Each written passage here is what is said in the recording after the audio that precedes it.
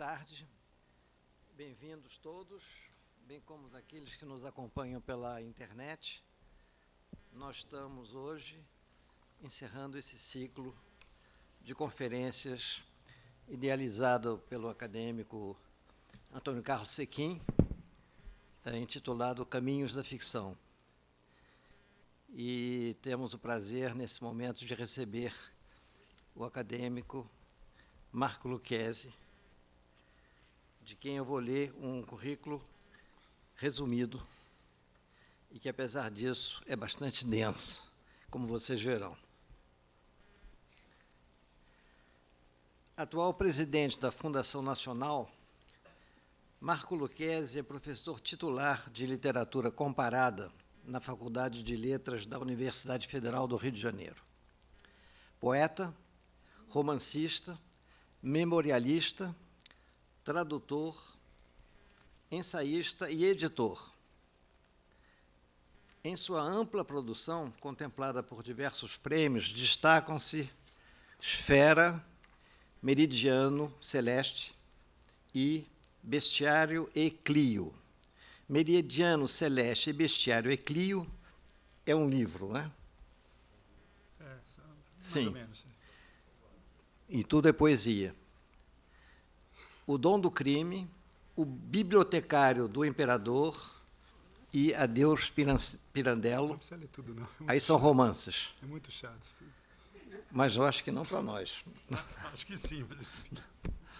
Saudades do Paraíso e Os Olhos do Deserto são livros de memórias. A Memória de Ulisses e O Carteiro Imaterial, ensaios. Possui um amplo conhecimento de mais de 20 idiomas, tendo criado, inclusive, uma língua artificial denominada Laputar. Poesia Mundi foi publicado pela Record em 25, reúne pela primeira vez o conjunto completamente revisto da obra poética de Marco Lucchesi, com poemas publicados em diversas épocas de seu percurso literário. Entre as obras incluídas nesta edição destacam-se Bizâncio, de 1997, finalista do Prêmio Jabuti em 99, Alma Vênus, 2000, Esfera, de 2003, vencedor do Prêmio de Poesia da Costa e Silva, da UB, em 2004, segundo lugar no Prêmio Jabuti de 2004 e pré-finalista do Prêmio Portugal Telecom de 2004. Meridiano Celeste, 2006, finalista do Prêmio Jabuti em 2007, Bestiário, também de 2006, Clio, 2014, segundo lugar no Prêmio Jabuti de 2015. Hinos Matemáticos, 2015, estamos chegando lá. Mal de Amor, de 2018, Mavi, de 2021 e Microcosmo, de 2023. Além disso, a edição traz 3 livros inéditos: Quartetos, Marmussa e Al-Ma'ahari, se eu espero ter pronunciado corretamente. Vestígios. De modo que esse é o currículo resumido. Vamos ao autor, que vai nos dar uma palestra, que vai certamente nos iluminar ainda mais sobre sua vida, sua trajetória e sua obra. Muito obrigado, Edgar. Muito obrigado. Obrigado pela generosidade. Muito obrigado às queridas acadêmicas e acadêmicos presentes, os amigos que estão a alguns quilômetros desse espaço, e é bom sempre rever a todos os amigos muito queridos, saudar o nosso presidente Merval Pereira, toda a diretoria, e pode ser até uma nominata, né? Nejar, Joaquim Falcão, eu estou olhando sempre assim, estou esquizofrênico, um pouco Cavalieri, né? Antônio Torres, Sequim já disse, né? Joaquim Falcão, idem, está faltando Paulo Henriques Brito, e, não, Rosisca, verdade. É exaustão de quem acorda, como sempre, hoje fora às 3h30 da manhã. É incrível que devia haver uma situação em que toda a cidade parasse, não por greve de ônibus, né, mas quando um poeta parte. Perdemos um grande poeta, que foi Alexei Bueno, e devia ter um grande acontecimento, um pequeno terremoto que não matasse ninguém, um grande... Porque Alexei foi realmente um excelente poeta, um grande poeta, uma figura realmente admirável sob qualquer ângulo que se considerasse, uma grande pujança, uma grande cultura literária, um grande conhecimento da literatura brasileira e portuguesa. É Domício. Salve, Domício. Salve. E, então, era alguma coisa que devia acontecer, né? Quando um poeta partisse, sobretudo um poeta como Alexei, e poucos poetas partirão como Alexei, em termos dessa grande qualidade continental e de uma força muito interessante de se colocar na contracorrente. É preciso ter coragem, não é? De se colocar na contracorrente, às vezes, de certas opções literárias mais descontadas. O Alexei dizia que, justamente, não é? O período românico levou séculos, e o gótico também, e, portanto, o soneto, né? Então, The Poet, né? The Sonnet, e outras coisas do tipo, o próprio Ezra Pound, era um conhecimento extraordinário, uma figura muito interessante, vulcânica, sobre todos os aspectos que nós o considerássemos, sua personalidade assim, irredutível, que era dele, Alexei, grande editor, isso foi comemorado, um grande poeta, uma certa comoção pela idade, né? Então, eu gostaria de começar essas poucas palavras, trouxe aqui escrito para tentar correr, para não perder muito tempo nos grandes parênteses que eu gosto de abrir, né? Gosto mais dos parênteses do que está dentro do que está fora dos parênteses. Mas, enfim, vamos tentar fazer. Ensaio de orquestra é o nome. Escrevi meu primeiro diário aos 7 anos, cuja duração meteórica não passou de 2 dias ou meia página. 3 anos depois, cresceu um minifúndio precário, ingênuo, entre poemas, contos, letras de música, melodias, dentro da especificidade de uma idade bem reduzida, né? De modo incerto e nebuloso, a poesia narrativa traduziam a busca de um santo graal. Precisamente à altura dos 12 anos, tornou-se a leitura onívora, metódica e febril. Aí nasce o leitor, aos 12 anos. Não vou recapitular as influências familiares, livro, piano, canto, ondas curtas, telescópio, 1000 vezes mencionados em outro espaço. Das leituras infanto-juvenis, passei depressa os clássicos, entre o Escudo de Aquiles e o Elmo de Mambrino, passando por célebres cavalos, dentre os quais Bucéfalo, Baiardo, Rocinante e Maneuzinho da Croa. Evoco as aventuras de cada romance ao qual me consagrei, tomado de ardor e desaviso. Um rol de personagens formava essa falange de fantasmas vivos que fui buscar atravessando largos territórios que hoje integram meus domínios. Do espaço restrito de humilhados e ofendidos, as estepes infindáveis de guerra e paz, alcançadas em russo e português, entre carroças em disparada e o silêncio imóvel do homem supérfluo.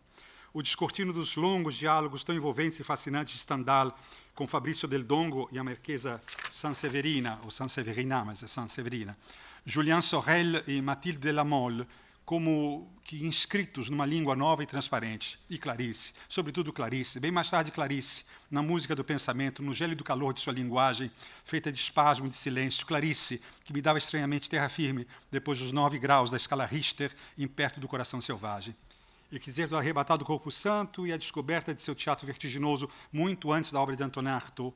E as cartas de Machado, belas como as de Vieira, belíssimas as cartas de Vieira, velho, nonagenário, e jovem e intensas. Inspiradoras ambas as cartas de Vieira e Machado. Me pergunto por que não se escreveram os dois ao mesmo tempo. Conheceriam boa parte de um continente de uma língua portuguesa profunda. Para além do romance absoluto de Machado, que nos capturou sem remédio, a partir da exploração de lavras inesgotáveis. Poderia mencionar o Duplo Sertão, de Rosa Euclides, que me tocou aos 17 anos, instigando-me a procurá-lo no coração do Brasil, até descobrir, finalmente, que a geografia é um capítulo breve, pequeno capítulo do oceano da linguagem. E a morte de Virgílio, o Alto da Fé, as memórias de Adriano, os irmãos Karamazov, e a impressionante Montanha Mágica, a imensa Montanha Mágica, inaugurados entre os meus 17 e 18 anos, palmilhando abismos. Mas não darei aqui a vertigem da lista, é já suficiente. Mas, como lembra Humberto Eco, a lista, a enumeração é também uma forma artística de expressar situações. Li sempre, em toda parte, mundo afora, percorrendo antigos sebos do Brasil, não como Antônio Carlos Seguim, mas alguma coisa eu fazia também. Europa e América Latina, visitando mosteiros perdidos em Damasco, Bucareste, adentrando na geografia sua, Edgar, né? as bibliotecas da Itália, do Líbano, Londres, Paris, Cairo, Delhi e Teherã. Pronto, já diminuirá a lista.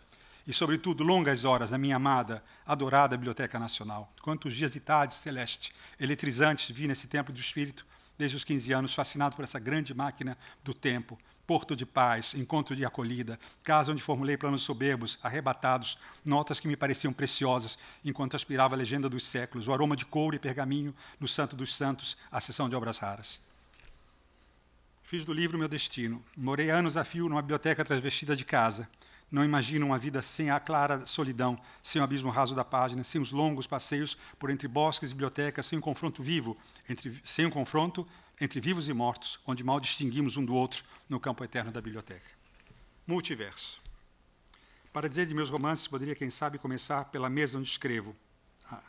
enquanto ponto de partida e de chegada, círculo imperfeito, embora círculo, por onde se conecta a obra em negro, os mecanismos ficcionais e os motores da angústia. Mesa que guarda o nexo imediato com a árvore da qual se originou, 60 centímetros de altura e outros tantos de largura, pernas robustas, a da minha mesa, perspectiva erótica, portanto, torneadas na forma de balaústres, cuja saia revela entalhes fortes, folhagem curvilínea de tipo barroco tardio. E logo descobrir que sua superfície, lisa na aparência, é de tal forma irregular que abre passagem à ponte de Einstein-Rosen, ou seja, um atalho no espaço-tempo, da relatividade geral, cara aos escritores que aderem com fervor ao multiverso. Nenhuma superfície é lisa, e a partir de toda a superfície vai-se em profundidade, como a gente sabe pela questão atômica mais do que conhecida. Mesa e infância, no entanto, dizem muito pouco sobre a razão da escrita. Não dizem nada. Podem representar-se muito algum resquício biográfico, incerto e parcial, mas não expõem o nervo do conceito, a estrutura intrínseca que nos foge à superfície de uma ego-história. Razão poética. Lembro de uma conversa longa com Humberto Eco sobre algumas teorias acerca da morte do autor. Ele resumiu sua evolução desde obra aberta e lector em fábula até interpretação e superinterpretação. Não se tratava de ressuscitar o autor, embora o assassinato não lhe parecesse razoável, nem tampouco radicalizar o ato em liberdade da leitura. Eco resumiu um equilíbrio de forças tripartite, formado pela intenção do autor, a intenção da obra e a intenção do leitor.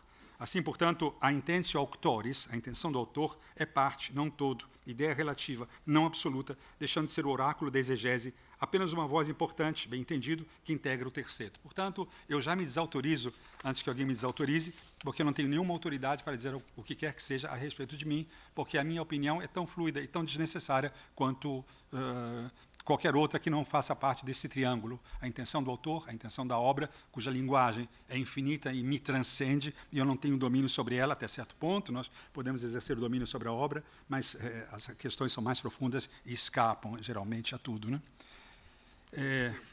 Mesmo porque a obra, em geral, exerce um domínio sobre nós. Total, absoluto. Ela que manda, ela que comanda, né? A gente sabe disso e você sabe por sua própria experiência, né, e reflexão. Posso dizer algo que me move no romance, que me move ao romance, entre acaso e necessidade, estrutura e conjuntura, estratégia e artifícios, mencionando o cenário pessoal de quem trabalha às 4 da manhã, seduzido pela astronomia e a ornitologia. Na próxima reencarnação, eu só vou estudar os pássaros. Os homens me cansaram muito e os pássaros ainda me dão alguma esperança. Cansado de mim mesmo, não é de você, sobretudo cansado de mim, o que é mais grave ainda, né? Estratégias e artifícios, dizia eu, né? Essa grande paixão, seduzido pela astronomia, nada mais belo do que olhar para o céu. Quando a Terra está desse jeito que está, né, ainda há algum céu que a gente pode observar, enquanto houver terra que se dê suficiente suporte para ver o céu e os passarinhos que também navegam por outras esferas, né? Sim, e na companhia, nesse horário das estrelas de Renata, bela pastora alemã, embalada pelo sono enquanto escrevo. Tudo isso diz sem dizer, porque só o texto, como dizia antes, tomado como centro, funda uma razão crítica, além do qual não existe salvação. Busquei por toda parte os meus demônios, ou como disse Mário Vargas Llosa em Cartas a um Jovem Escritor, abre aspas, os escritores que fogem dos próprios demônios e se autoimpõem outros temas, porque pensam que aqueles não são originais ou atraentes o bastante, e esses últimos sim, nesse caso eles são terrivelmente errados. Foi o que eu adorava lembrar do próprio Alexei Bueno, que era, de fato, essa entrega a um projeto. Esse projeto não precisa... certas formas, não vou voltar aqui, mas certas formas muito excessivas de se declarar contemporâneo, elas envelhecem muito intensamente. Tem esse outro lado também, é complexo, né? Não estou tomando um partido e outro, porque não dá tempo para fazer isso, isso mereceria uma conferência, não é o caso, mas eu quero encaixar a Alexei aqui, porque teve a coragem de fazer um caminho que era do seu próprio princípio de individuação. E me lembrava também de outro, Sequim, que foi Ed Castro Chama, né? Na Pedra da Transmutação, que também percorreu um caminho abissal, interessantíssimo, profundíssimo, e a despeito de... Nejar e Domis também conheceram, né? Bom, exatamente, eu digo, depois do comentário Vargas Llosa sobre os demônios, foi justamente o que tentei, o que tento, diminuir quanto possível minha vastíssima coleção de erros, apenas diminuir. Princípio dialético. Parece-me fundamental que o sólido se desmanche no ar, que as fronteiras percam rigor, que tudo ocorra em profundidade ou numa vastíssima superfície, que é a mesma coisa. Ou se é muito profundo, ou então que a superfície seja extremamente vasta. Em poucas palavras, Jung e Lacan. Que o ponto de partida seja o 2, não o 1. digamos, entre Joca Ramiro e Hermógenes, ou então entre Nafta e Setembrino, da Montanha Mágica, Joca Ramiro, entendido de onde vem, né? Rogojin e Raskolnikov, no Idiota, de Dostoiévski. Cada par ordenado abre um princípio dialógico baseado ora no duplo, Doppelgänger, ou no sósia, Dvoinik, para atingir nova instância dialética, movendo um delicado mecanismo que deságua na coincidência dos opostos, tão claramente desenhados na ficção de Dostoiévski ou em certas páginas de Cornélio Pena e Lúcio Cardoso. Esse contínuo embate com o outro, que na verdade não é exatamente o outro, é mais complexo, não é? Mas é um sósia, até a gente chegar a Blanqui, que pensa que, olhando para o céu, 1000 Marcos, Lucchesi, já é um problema, todos eles estarão falando do que podiam ter sido e que não foram. É o velho livro maravilhoso de Blanqui, A Eternidade pelos Astros. Ou seja, alguma coisa que a gente pode colocar aqui, que é a origem moderna de uma duplicação especular que remonta à obra de Cervantes, quando o Quixote passa a agir como Sancho, ao passo que o próprio Sancho assume características do Quixote. A quixotização de Sancho e a sanchização do Quixote, que é um termo clássico na segunda parte da obra de Cervantes. É o que me atrai enquanto gesto ficcional, livre de magnetismo automático, sem polarização, sem achatamento, num compromisso de espelhos. Sim, espelhos, mas absolutamente infiéis. Visão de mundo. Outro aspecto que me parece fundamental é que a ficção esboce uma cosmologia, uma visão do universo, sem que atravesse um romance, sem dar maiores sinais, sem didatismo, que infunda uma noção abrangente por onde se movem os personagens no teatro do mundo, como, por exemplo, no Avalovara, de Osman Lins, ou no próprio Grande Sertão, que acabamos de citar. Não importa a ostensividade de um princípio cosmológico que esteja depositado numa obra, mas essa noção metafísica ou cósmica, como se queira, ela é um fator fundamental. Tudo isso, a meu ver, obviamente, são subjetividades. Ninguém precisa concordar comigo. Eu nem sempre concordo comigo, sempre. Ao contrário, sou sempre em discórdia permanente, mas acho que são elementos que, de alguma forma... Porque é muito difícil falar de si próprio, além de desaconselhável, por uma série de razões, e justamente porque eu vou me desautorizando o tempo todo, né? Porque é e não é. É como assumir uma máscara, dizê-la, retirá-la, recuperar-se dentro dela. Não é simples, mas a gente tenta. Não importa a ostensividade, nem tampouco o detalhamento rosística dessa perspectiva cosmológica, mas ela precisa existir, bastando apenas uma alusão ou mero sinal, como um profundo e sutil arcabouço. Cultura orgânica. Consistency, em inglês, foi a última lição de Italo Calvino, que deixou aberto, foi tomada pela morte, não é? Ele, nessa consistency, 6 propostas para o próximo milênio, só chegou à 5ª proposta, mas essa consistency, por causa da mulher dele, Esther, e por uma série de pequenas notas, o que seria essa consistência é o que nós nos perguntamos. A consistência para Calvino é alguma coisa. A consistência é justamente uma perspectiva matemática, né? A partir do debate. Bom, já estou eu fora do texto, mas, enfim, é difícil explicar o que é consistência, em poucas palavras, dentro da matemática. Mas muita coisa se pensou sobre essa consistência. Ela ficou apenas no sumário. Sabe-se que a última lição teria como exemplo o romance Bartleby, de Melville, Herman Melville. Tenho comigo a hipótese acerca da volumetria, da coerência, da nitidez como expressão fundamental para a memória ou para a visibilidade da criação romanesca. Lidar com a força puramente centrípeta e harmonizá-la num centro de gravidade, movendo-se da linha para uma segunda dimensão, dos fantasmas achatados no primeiro plano para a perspectiva aprofundada de um Piero della Francesca. Em outras palavras, Calvino buscava um pouco da grande nitidez, a consistência no sentido de uma espécie de volumetria, de uma materialidade, que fugisse a uma abstração muito intensa, que era a grande luta de Calvino entre uma ideia abstrata e a sua concreção, que é um pouco da nossa vida igualmente, como certos detalhes, por exemplo, que a gente vê não só nessa passagem do achatado das figuras góticas até o aprofundamento da perspectiva com Piero della Francesca no século XV, mas no exemplo machadiano, que muito interessa, dando maior espessura e consistência, como as fivelas e as meias do porteiro de O Velho Senado. Ou então, qual era o 3º degrau da escada da Igreja de São Francisco, onde dormia aqui em Casborba, por exemplo. A consistência que, imagino, poderia se chamar, nesse caso, aderência. Canto. O pensamento segue um padrão musical, no fôlego das frases, na virgulação dos compassos, na combinação entre ordenadas e subordinadas, na dinâmica de uma morfossintaxe. Considero a música fator essencial, estruturante, como, inclusive, em Memorial de Aires, espécie de ópera seca da ficção machadiana, já um pouco comparada aos Leitmotive de Wagner, não é? E ao Lohengrin e outras coisas do tipo. sobretudo quando a estrutura musical rege a construção da prosa. Foi o que busquei no determinado romance, a partir da Grande Fuga de Beethoven, a Grosse Fuge, para um livro que desejei tão dissonante e fragmentado, com acorde às vezes mais duros e intensos, porque tratávamos da pandemia e dos loucos, que, como eu sempre gosto de lembrar, né, Merval, conseguimos no Brasil escolher, no pior momento do Brasil, as piores figuras que poderiam estar no governo do Brasil. Foi um gesto inesquecível, diria mesmo épico, para não dizer suicida, não é? A correspondência entre as artes, portanto, ela atravessa boa parte do romance do século XX, e é isso que me interessa bastante, mas não vem desde o século XX. A correspondência das artes ela já está muito estimada desde a época clássica, mas é obviamente que ela encontra no Barroco a grande teoria da correspondência das artes entre Vivaldi e Marino, etc., etc. Enfim, né? Eu não venho muito ao caso, todo mundo sabe disso. Essa diversidade admirável dessa correspondência das artes a gente encontra no Ulisses de Joyce, na própria La Recherche, mas também na prosa de Mário Peixoto, até o Maracatu de Mignone, ou seja, o tipo das composições que se colocam numa espécie de emulação entre as estruturas, né? Então, o violino que está concorrendo com o roxinol, ou então, nas festas das igrejas de Mignone, a expressividade popular dentro de uma perspectiva mais de vanguarda, por exemplo, né? E assim sucessivamente. No Mário Peixoto, justamente essa perspectiva eisensteiniana que ele usa, por exemplo, na sua própria prosa, bastante conhecida. Aspectos gerais. Falta quanto? 25 minutos. Ah, meu Deus, vamos lá, tenha paciência, coragem. Você pode contar comigo.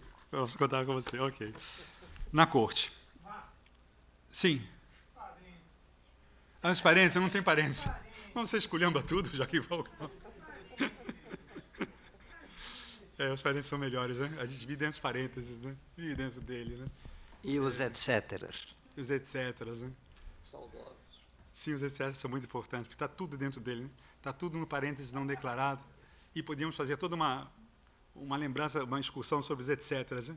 Desde o livro de Blaise Cendrars, né? Etc, etc, um livro 100% brasileiro, aquele Blaise Cendrars que conheceu Febrônio, aquele monstro absoluto, né? Um assassino absolutamente estarrecedor, um dos maiores monstros que já... E olha que a gente tem uma vasta coleção teratológica nas prisões brasileiras, que, modéstia à parte, conheço um pouco, né? E fazendo uma grande prosa, né? Uma grande compenetração de uma ideia de Brasil que ele possuía e que Joaquim Falcão, de alguma forma, pede que eu traga, né? Posso abrir um romances. Sim, por favor. O Mário Peixoto a que você se refere é o Mário Peixoto de Limite.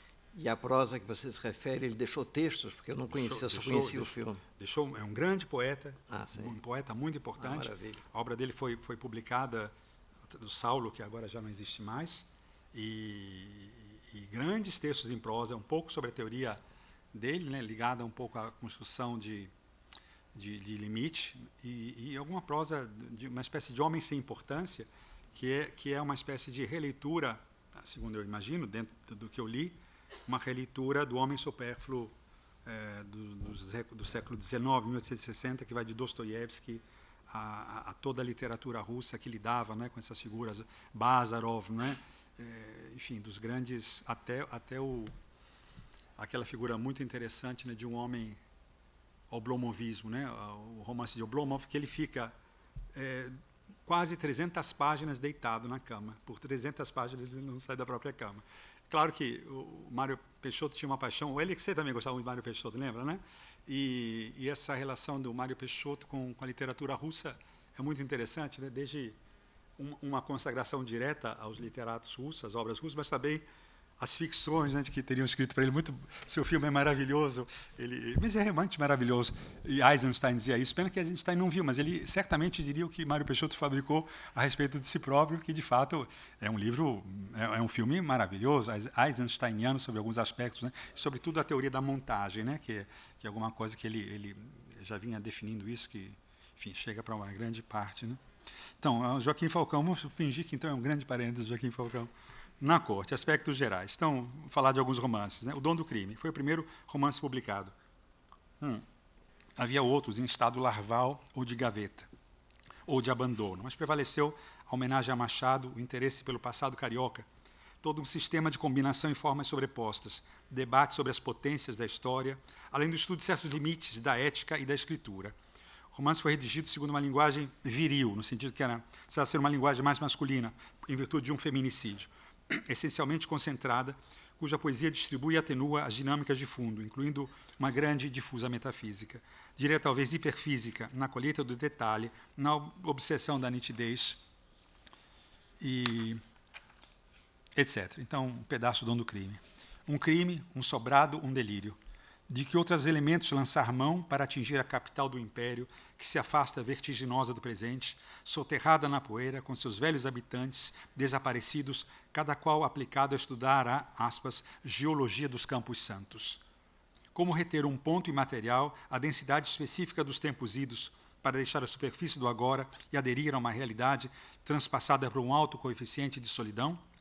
Se todos os mortos são egípcios, intuir uns poucos hieróglifos, arrancar-lhes a porção mínima de mistério, eis a dura tarefa que me cabe. É um velho advogado, cínico, hipócrita, com poucas virtudes. É ele que está escrevendo, não sou eu. Que também é parte de mim, obviamente. Tudo que eu falei mal dele sou eu.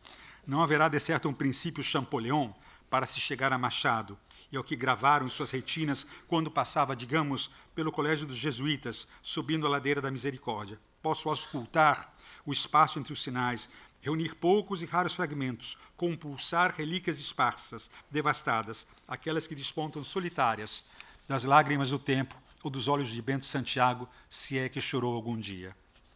E a coisa vai, ela continua, etc. Uma cidade árdua, a corte. Então, era uma vontade de compreender melhor um caso que, de fato, aconteceu em 1866, um crime de feminicídio muito importante. O próprio doutor Mariano da Silva, que dedicou a tese à sua esposa, etc., né? Dedica, e diz assim na dedicatória, está a tese dele, é uma tese real, que o meu amor que continuará na vida e na morte, literalmente na morte, porque ele utiliza para grande escândalo na corte o próprio bisturi. E aí Machado acompanhou certamente esse fato. Esse tal advogado, doutor Ulisses, que é um canalha por definição, mas quer fazer justiça a essa lembrança de um crime que aconteceu e que Machado acompanhou de fato. É claro que a literatura é mais, como dizia Ivan Junqueira, outro falecido amigo nosso, né? A poesia é maior que a morte. De fato é. Qualquer coisa é maior que a vida. Então, por que eu digo isso? Porque o advogado ele quer mostrar que Machado teria sido influenciado por esse crime, o que é uma grande bobagem na literatura. Isso não tem nenhum valor e é uma discussão que o próprio romance apresenta. No entanto, algumas coincidências importantes acontecem em alguns sonhos de Bentinho, delírios de olhos abertos, em relação a alguma violência contra Capitu, que é um tema muito caro ao Domingos Proença Filho, né? E que faz as suas memórias de Capitu. Enfim, é uma descida para a corte, é uma descida para se discutir algumas questões que... Enfim, aí continua. Sei que é impossível, ainda ele diz, sei que é impossível escrever a história. Como traduzir os escarlates matinais da Guanabara, vistos do Morro do Castelo, quando as gerações futuras decidirem arrasá-lo, como tudo leva a crer? A imponência intraduzível da Velha Sé e o frescor das águas claras da Carioca. Nada, 1000 vezes nada. Não me resta senão intuir o que o futuro será capaz de preservar. E ele vai, e a gente vai, então, percebendo o drama dessa gente e, sobretudo, o drama de estarmos vivos diante de etc, etc. Está vendo como funciona, Joaquim? Na biblioteca, o segundo romance. Uma certa de um livro chamado Bibliotecário do Imperador.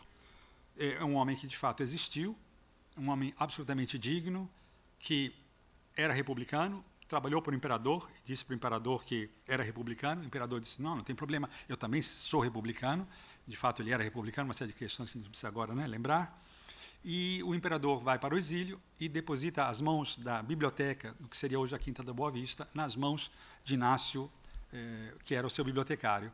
Naturalmente, acontecem as coisas mais escabrosas que se possam imaginar, a nova ordem e os livros iam desaparecendo, ele implorando uma carta única que ele escreveu, até que, finalmente, ele decide dar a própria vida como vítima, imolar sua própria... Isso é verdade.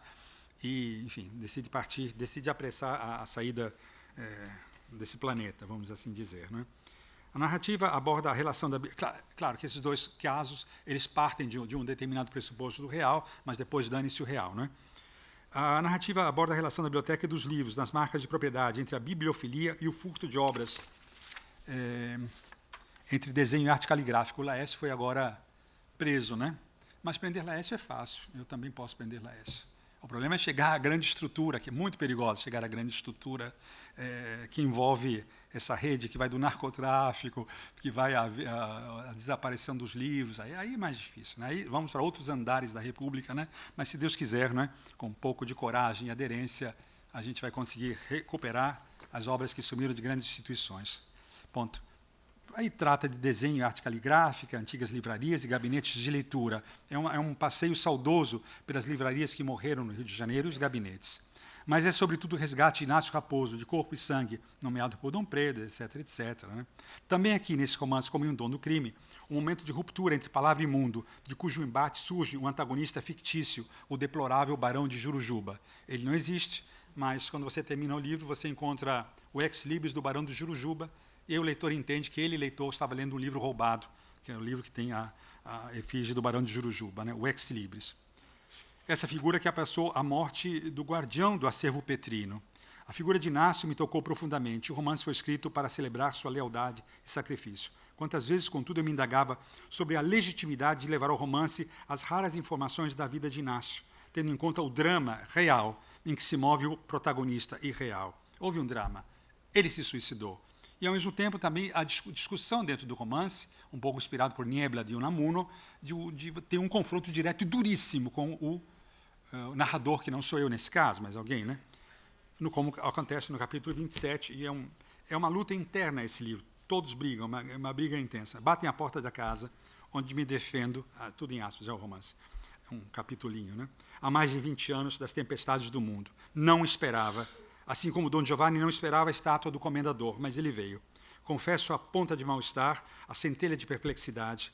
Passou ao escritório, sem que me desse tempo de arrumar a mesa, abarrotado com as obras de Pirandello e Unamuno. Enquanto eu não dizia palavra, surpreso a esquadrinhá-lo, o visitante fuzilava-me com olhos acesos de indignação. Fiz sinal para que se acomodasse, com os últimos raios da delicadeza de que fui capaz de reunir àquelas horas da noite. Raios frios, emoldurados num quadro escuro. Eis-me aqui, Marco Lucchesi, disse-me afinal com voz hostil, a protestar contra a sem cerimônia deste livro, a disfarçatez de viver dos outros, sem prejuízo de si mesmo, sanguessuga da história, curioso como as comadres de Windsor, pérfido e desleal, como um Iago cheio de ciúmes de um passado que jamais desnudou e possuiu. Perdão, Inácio, mas não vejo como possa ter ciúmes do passado e preencher as qualidades que me atribui. Pense bem, sou eu quem o trouxe de volta à vida, quem o tirou do limbo do tempo, quem o tornou contemporâneo, quem deu voz a seu fantasma, esse mesmo fantasma pelo qual os leitores de hoje sentirão um misto de estranhada piedade e admiração. E por que deveriam sentir piedade? Acho que devo prestar-lhe homenagem como ao Deus do tempo, ao Deus cruel dos mortos, que me ressuscita com o simples objetivo de pagar a prestação de sua pequena glória literária, atacando minha honra para trazer-me de volta aonde e por quê? Se fui eu mesmo quem decidi sair de cena, guardar silêncio, abreviar a vida, que é tudo que esse Deus bufão me impede agora de fazer. Um silêncio glacial abate-se entre nós. Calme-se, Inácio, por favor, não exagere nos juízos que faz de mim. O que me levou até você foi esse pacto de orgulho e de silêncio, de quem sacrifica a própria vida a um ideal superior. Só posso escrever sobre o que admiro, e a sua vida constitui, sobretudo, um gesto de soberbo desamparo. Inácio, pouco importa o que pense de mim. Não prova nada e nem perdoa do que quer que seja. Considera a ressurreição que me inflige um ato inescrupuloso, desde que presume, etc., etc. É muito longo. E é uma luta sobre uma questão ética. A primeira questão ética da queda do imperador, da própria saída do imperador. Depois a questão ética de um narrador se apropriar da vida de alguém, trazê-lo de volta, ele que pediu o silêncio da sua própria vida, como uma pequena glória literária dos seus... Enfim, é uma questão, e sobretudo, da relação tênue, importante, entre o ladrão de livros, né, e aquele que ama os livros. Enfim, toda uma questão que vai por aí, mas a coisa é muito longa, né? O embate, digo eu, vai num crescendo e aponta para uma série de elementos que também aplicam ao meu próprio teatro. Deixei de dizer o essencial do romance, mas não me propus dizer mais que o texto, até porque o texto sabe mais que o autor, para não contraditar as confissões de um jovem romancista, como diz um autor. Não marionetes, falta pouco. Adeus Pirandello é o último romance da trilogia, escrito durante a crise de Covid-19, no auge da necropolítica e das ameaças de golpe de Estado pelo mentecapto que então governava o Brasil. A história considera a visita de Pirandello ao Rio, ano de 1927, enamorado da atriz Marta Abba, onde aplico parcialmente a filosofia dele, Pirandello, aos personagens do meu romance, e ao próprio narrador, cujo fio dominante da dedicatória, o último capítulo, repousa numa dinâmica sinfônica, obrigado, Antônio Torres, que alude sempre ou quase a Beethoven. A obra lança mão de uma recursividade temporal e explora o tempo de Pirandello no Brasil, contra o tempo da pandemia, enquanto diálogo e contraparte. Então, aí é um romance que um pouco se baseia na grande fuga de Beethoven, que é uma fuga cheia de dissonância, altamente fragmentada. É um Beethoven que outrora achava-se que era um desastre absoluto, e depois de Schoenberg se reconhece que é uma obra absolutamente extraordinária. Para os ouvidos mais mozartianos, pode parecer um desastre, mas é uma maravilha, né? Então, essa foi mais ou menos a estrutura musical que a gente tentou fazer, etc., etc., né? E, sobretudo, nós colocávamos aí os 3 andares, ou 4 andares, né? De um lado, essa paixão de Pirandello por Marta Abba. Depois, o Pirandello, não sei se vocês sabem, ele escreveu mais livros no Brasil do que na Itália. É incrível, mas isso acontece, porque tem um médium em São Paulo que recebeu 3 livros de Pirandello. E eu respeito todas as religiões, me permitam, por favor, ninguém se ofenda, né? Porque a religião não está na prova. A prova pode ajudar quem precisa de uma prova perfeita. Em qualquer religião, tem pessoas que querem prova, excelente, não há problema algum. Mas me permitam brincar, né? Mas o que acontece é que com esse Pirandello ele ficou realmente péssimo, né? Parece que quando morre, você volta para um estado larval, etc., etc., parênteses, né? Porque o que acontece é que esse Pirandello escreveu um livro péssimo, morto, que era, como era? 6 personagens por de autor. Vejam que interessante, escreveu 6 autores em busca de um personagem. Mas é horrendo, é uma coisa muito feia. E aqui o narrador se aborrece com Pirandello. Uma vida inteira, tem até um problema de coluna, estudando as suas obras, você nunca apareceu para mim, nunca me deu uma ideia, uma deixa, nada, e foi aparecer para o primeiro cara. São 3 romances muito estranhos, né? Mas era também um estranho Brasil, né? Um estranho a cloroquina, que é um emplastro Brás Cubas piorado, enfim, aí vai todo assim, né? E dedicatória desse romance, assim, para quem me ensinou a canção da banda A Orelha de Van Gogh e a quem retribuí com o Concerto Imperador de Beethoven, Prelúdio. Uma dedicatória, porque afinal oferecê-la sem nome e destino, por estratégia narrativa entre clássico e popular, porque a Orelha de Van Gogh é um grupo de rock, né? Não imagino o que pode haver em comum entre a banda espanhola e o concerto de Ludwig van Beethoven. Tirando-se o Van, fica a orelha, aquela cortada por Van Gogh, e a outra, de Beethoven, perdendo vigor, talvez a insinuação de uma orelha para a história que virá. Um poeta falou da educação dos sentidos, propõe uma defesa da audição. Hoje, porém, um romance dispensa prefácio e dedicatória. Não passam de ruídos que desaceleram, tiram a timidez que fere parte do real. Se houver chance de atingirmos uma fatia do que chamamos pretensamente de real. Prefiro o lugar das erratas, novos ângulos, cruzamentos, errata, enquanto meia-culpa, confissão e desejo de não pecar, mas também a errata perdeu o norte. O texto renasce mais límpido em segunda vida ou nova edição. Nenhum apoio externo poderá salvar o livro de suas falhas. Mas por que perder-me com essa espécie em extinção? Justamente porque não funciona. Gosto do inútil. Aprecio quando não tem valor, tudo que não tem valor. Afinal de contas, algo sem sentido obriga a emprestar-lhe um. Mordo sem apetite as nuvens peregrinas, agora quando escrevo no jardim à beira-mar. Era o jardim que todos nós ficamos, nos nossos apartamentos, né, isolados, ameaçando golpes de Estado, quase 1 milhão de mortos em ordem de grandeza. Então, era também a discussão desses profetas apocalípticos, né, que conspurcaram a república, a democracia, etc., etc. Sem orelhas, sem erratas, etc., não haverá fim. Passo os dias da pequena praia onde moro, cercado de livros e pássaros. O mundo agora é um jardim, e a maresia fere meu piano de umidade, mas ele ainda sonha e respira o meu piano. Ouço a 9ª Sinfonia. Beethoven criou o mundo em 9 dias, e, portanto, não poderá haver fim. Ou, se houver, será obrigado a renascer. Um par de orelhas para escutá-lo, e apenas o eterno meio-dia. Quantas leituras! Cada livro possui um relógio, aos que funcionam há séculos, sem dar corda. Tomo para mim a soma dos tempos. Entro nas páginas de outrora, por atalhos breves, para não perder o fio. O relógio dessas páginas perdeu a corda. Nada pontual, dá as horas quando bem entende. Mundo breve e terminado, mesmo porque a pandemia propõe formas curtas, no sentido anti-horário. Não posso deixar a moldura do jardim, apenas cultivá-lo. Finalmente, para júbilo nosso conjunto, uma novela, a última. Depois, tudo isso significou uma tentativa esporádica, não é? Uma tentativa breve, dentro das forças possíveis, de fazer uma espécie de trilogia carioca, porque os 3 romances acontecem no Rio de Janeiro.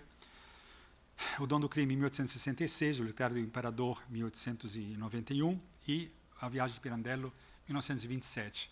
É claro que eu gosto que os romances tenham muitas outras vozes, e aqui não dá para perceber, mas também não é preciso perceber nada, não é preciso nem ler, mas eu estou sendo infiel, estou desrespeitando a complexidade dos textos, mas a vida é assim. Depois dessa trilogia, publiquei Marina, que considero tecnicamente uma novela epistolar. A prosa poética, agora sim, aqui é um discurso mais feminino, no sentido junguiano, né? Mais ânima. Né? A prosa poética ordena as etapas da narrativa, sua temperatura e intensidade, uma hipótese de amor interrompida e talvez repaginada entre Celso e Marina, a partir do fim da ditadura militar aos tempos atuais de 2022, mediado pela ironia, enquanto chave de leitura e suspensão da descrença. A primeira carta dá uma ideia da umidade relativa do ar, no cenário esquecido de um mundo que deixou de ser. Aspas. Cada capítulo tem um pequeno resumo. O pequeno resumo é gatos e números, Parmênides e a morte dos relógios, ressurreição e umidade das palavras, naufrágio e tempestade, arte de amortizar os juros, Léo e Pantera. Agora, a carta. Marina, não tenho palavras. Como você chegou ao meu e-mail? Fujo das mídias sociais, não lembro quase de ninguém, espero que me esqueçam por completo.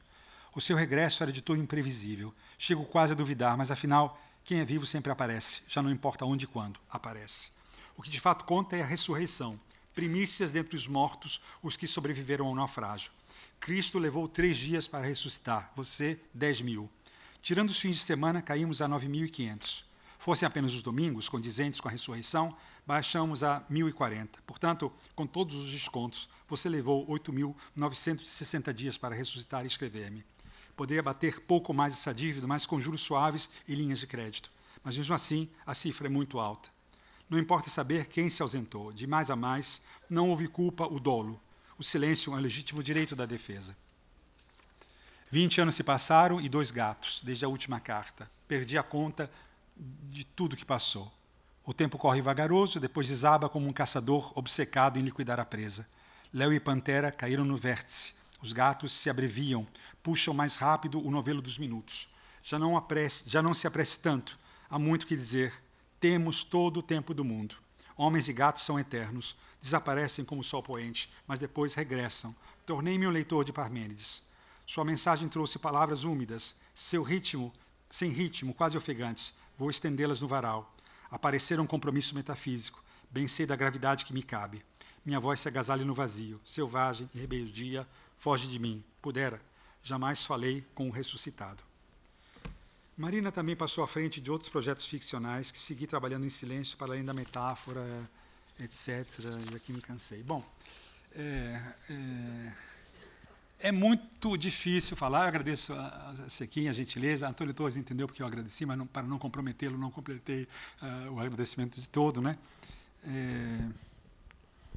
O que se vê é uma tentativa, né? Sempre uma tentativa de estabelecer uma determinada poética da alteridade, né? De tudo aquilo que a gente não sabe, que é o que mais nos cerca. Né? E, ao mesmo tempo, esse olhar preciso que é o nosso dever, né? No fim das contas, de olhar diretamente para o olho do abismo. Né? E aí tomar as medidas e as consequências, né? De uma perspectiva mais nietzschiana, né?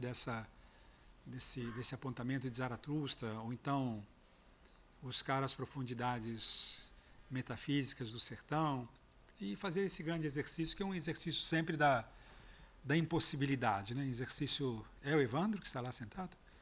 Viu como a minha vista melhorou, Evandro? Uma questão inalcançável, né? Quer dizer, a visibilidade. Falei agora do Evandro, grande Evandro, quanto ajudou em momentos importantes aqui nessa casa, você e sua equipe. Aparecer é uma perspectiva metafísica, né? A gente sabe disso. E porque o aparecer é por si mesmo um elemento de extraordinária complexidade. E as coisas que aparecem representam um grande trunfo, né, da realidade que nos cerca. Há alguns filósofos que dizem que não há desaparecimento. Isso é interessante para a academia, que trabalha sempre com a vida e a morte. Né? Uma coisa terrível essa academia brasileira de letras, porque temos que lidar com isso o tempo todo, né? E nunca é bom. Mas talvez seja bom, porque pelo menos A academia ela faz um gesto ritual, né? Então, nos libertamos da morte, elegendo, né? Percorrendo, completando o não vazio dos 40. E está bem, é um gesto ritual muito importante, né? Para apaziguar essa relação do jogo de Antônio Bloch com o sétimo selo, né? O jogo de xadrez com a própria morte, né? É um jogo que a gente vai jogando. Mas, segundo um filósofo muito interessante, que considera tudo eterno, não acredita em Deus em nada, mas considera que tudo, não precisa de Deus, porque tudo é eterno, que eu gosto sempre de citá-lo, que é o grande Severino, ele diz justamente isso, né, que nada desaparece no fim das contas, nada desaparece. Desaparece para o nosso olhar. Então, ele define que não existe morte, inclusive. Mas todo um arcabouço filosófico altamente sofisticado, que não, obviamente não é o caso de dizer aqui, não dá tempo, né? É muito importante. E a mim me parece, talvez, essa questão essencial, né, do que representam a criação, né, Edgar, desses personagens, né, dos personagens que nos constituem, né, e dessas vidas possíveis que acontecem. Pirandello foi aquele que melhor tratou disso com uma preciosidade extraordinária, muito antes do tempo, né, quer dizer, abriu a quarta parede no teatro, mas também no romance, né, nos contos. Pirandello abriu um campo de metalinguagem efetivamente extraordinário, em que as próprias personagens começam a lidar, não é, com a situação de discutir, por exemplo, quem é mais vivo, se uma personagem de Edgar ou o próprio Edgar. Não há dúvida que é a personagem de Edgar. Não há dúvida. Assim como entre Quixote e Cervantes, obviamente Quixote é eterno. E aí é interessante quando o próprio personagem joga isso na cara do próprio autor, né? Você não é eterno. Ou quando, então, em Unamuno, em Niebla, né? Está na hora de morrer. Não vou morrer, não, Dom Miguel, o próprio personagem. Não vou morrer, de jeito nenhum, não quero morrer agora. Estou muito feliz. Dom Unamuno, você precisa morrer, porque eu preciso que você acabe. E não morre, quer dizer, esses elementos de uma poética profunda, né, entre essa dialética das coisas que aparecem e desaparecem, e das coisas que nos constituem, atravessam, iluminam ou obscurecem, né? Porque tudo é um único grande exercício de pensar e aprofundar a alteridade. Tentei dizer alguma coisa, obviamente não disse nada, prestei um grande serviço a mim, aos ouvidos dos senhores, que não são nem a orelha de Van Gogh, nem a orelha de Beethoven, mas são a orelha do presente. E essa orelha do presente é a orelha que nos dá uma possibilidade de dizer muito obrigado e me desculpem qualquer excesso. Obrigado.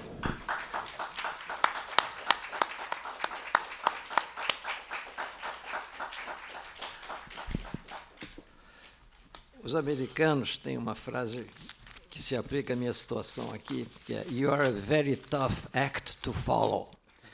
Você representa um desafio incrível a ser seguido por uma pessoa que, de repente, toma a palavra. Mas eu vou precisar dizer algumas coisas. Porque, enquanto eu escutava o Marco Lucchesi aqui hoje, e eu acho que vocês terão feito mais ou menos a mesma viagem, eu associava coisas que me são próprias, né? Ele é um espelho do que ele leu e é um espelho do que ele escreveu. É como se fossem 3 etapas de uma mesma mistura, né? E isso, para mim, me remete a um outro campo das artes, que são as artes plásticas. E eu me lembro que, numa época da minha formação, o que me fez mudar a minha visão do mundo foi descobrir um pintor chamado Jackson Pollock, que nos anos 50 inventou o drip painting, e que era uma forma de abstract expressionism, né? E daí em diante ele mudou o conceito de arte contemporânea nos anos 50, 60, influenciou todo mundo e veio daí em diante tudo, os filhotes e arte conceitual mais adiante, etc. E o que acontecia com Pollock é que ele era um Beethoven, ele era um homem revolucionário como ser humano, independentemente da pintura que ele fazia, que era obviamente genial, e que consistia em jogar tinta aos trambotões nas grandes, imensas telas, né, manchando tudo, etc. E tal. E, ao mesmo tempo, os depoimentos que ele dava em paralelo a esse trabalho, ocasionalmente, que foram colados como coisas mesmo taxistas em textos, eram dessa pessoa revolucionária que borbulhava dentro dele. Então, quando eu escuto Marco Lucchesi, eu tenho essa sensação de uma pessoa que está nos transmitindo aos borbulhões tudo que ele leu, tudo que ele escreveu e tudo que ele recria aqui para nós como se fosse uma terceira dimensão, porque A mais B igual a C, Ele falou em Eisenstein, esse é o segredo da montagem. Exatamente. A montagem, você bota uma cena A, que é a escadaria de Odessa, uma cena B, que é um close-up de uma mulher que deixa o berço dela cair, e a cena C não está na tela, que é o horror que a gente sabe que essa criança que está no berço morreu. Então, você aqui fez uma montagem falando de tudo que leu, de tudo que escreveu, e aí nos deu de presente um C que está escrito num papel, mas que, na realidade, ele verbalizou de uma maneira que provavelmente nem está escrita naquele papel. É isso? Obrigado, Gil. Muito obrigado. Bom, é o que eu pude ver. Eu espero que vocês tenham visto coisas iguais ou até mais interessantes, mas, para mim, me emocionou muito. Não é a primeira vez que eu escuto o Lucchesi. Eu disse hoje ao Nerval, aqui, antes de chegar, que, 2 anos atrás, ele falou sobre o Museu do Inconsciente, Inise da Silveira, aqui nessa sala, para uma plateia que ficou levitando, e eu levitando junto, porque ele transformou a sala no Museu do Inconsciente, com esse tipo de agilidade que vem, que brota dele, malgré lui. Não é? Por tudo isso. Obrigado, muito obrigado. Que linda chácara. Muito obrigado. Que linda chácara. Fiquei muito emocionado com a sua generosidade. Não, imagina. Eu tenho aqui um diploma para dar para a nossa Lucchesi, Obrigado. em nome da ABL, um diploma pelo qual a academia agradece aos palestrantes que nos honram com essa visita. Obrigado, Gil. Muito obrigado. Obrigadíssimo. Pronto. Muito obrigado. Obrigado, Gil. Obrigado, Gil. Muito obrigado. Isso aqui vai iniciar outro ciclo agora, né? Eu vou anunciar